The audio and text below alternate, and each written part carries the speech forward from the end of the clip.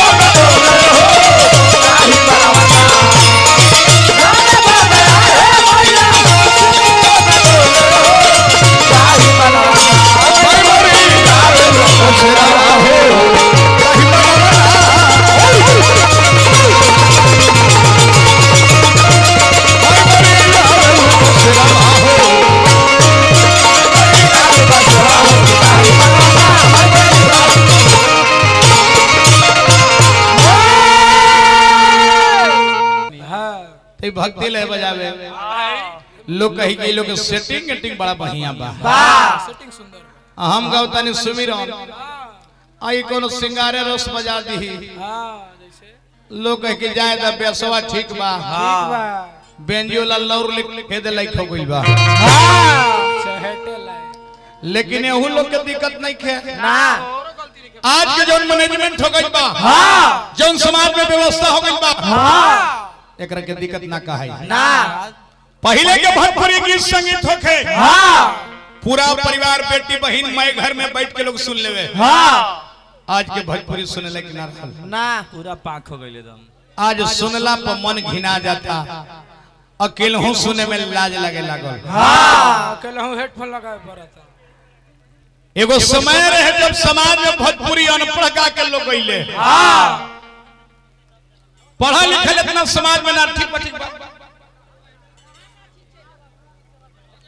हाँ हो जाएगी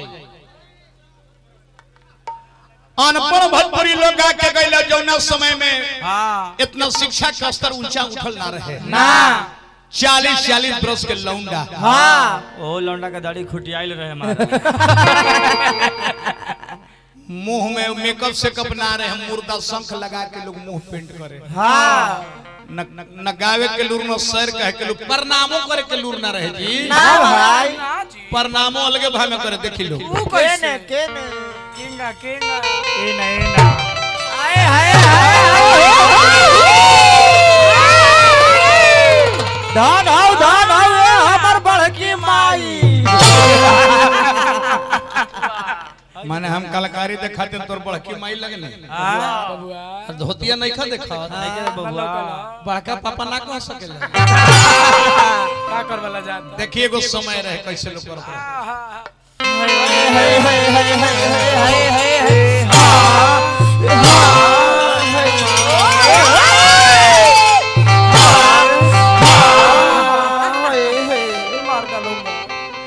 तब लोग सुमिरन शुरू करे वंदना भजन कैसे किया रे दावा नाम बड़ुआ रोपनी की अरिया माई के बंदरी है भिया रोपनी की अरिया माई के बंदरी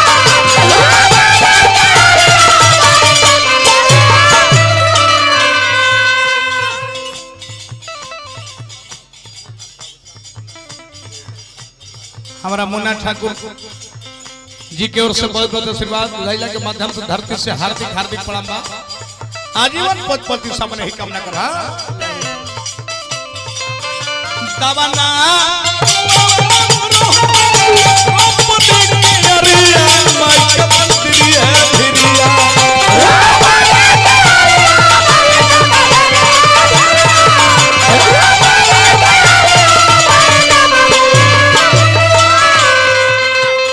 बैंड के मलिकार साहब को पुरस्कार हार्दिक प्रणाम गोह गोह करे फूलवरिया माई के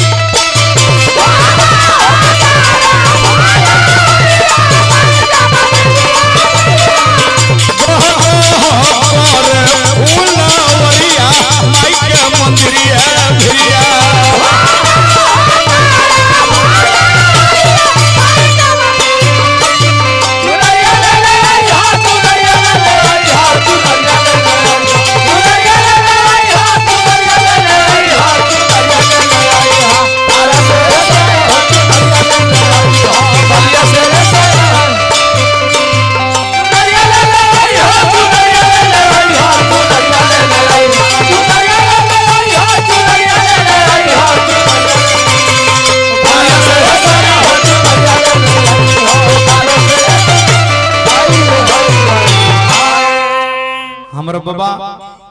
एक नंबर तबलिस्ट है, वाह भैया बहुत नम्मा भोर पर गइल बा। सोनू बाबा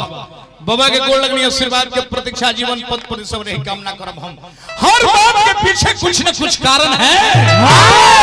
कारण है ए रात्रि में रोज सवेरे जाइल बनी का है कारण है हमने के दू जगह से दू को ब्याह सैल बनी का है। हाँ पैसा खाते आओ कने तब बकायद बड़ा लोग सही कहता हर बात के पीछे कुछ न कुछ कारण है। हाय निमिया के पेड़ होती भैया फरवती हाँ पतइयो थी हाँ आ फिर भी माई का तो निमिया दासा लगावली का है। कटहर के पेड़ तो काहे लगावली। हाँ लाशा के डरे मेरे बाबू ततवना मारुवा के रखनी चरनिया हो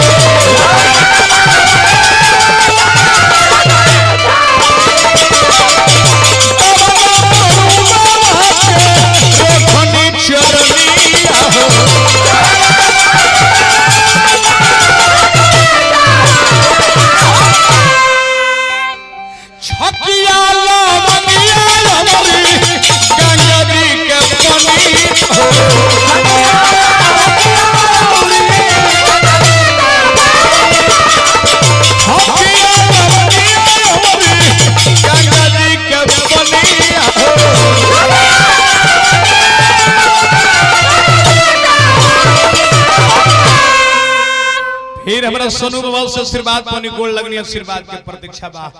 बाबा वो घड़ी ये तो उम्र दराज के हम भाव बतावत रहनी हम। हाँ कमो उम्र के लोग रहे हाँ कमसीन अच्छा वो घड़ी लोग कैसे भाव में गावे कैसे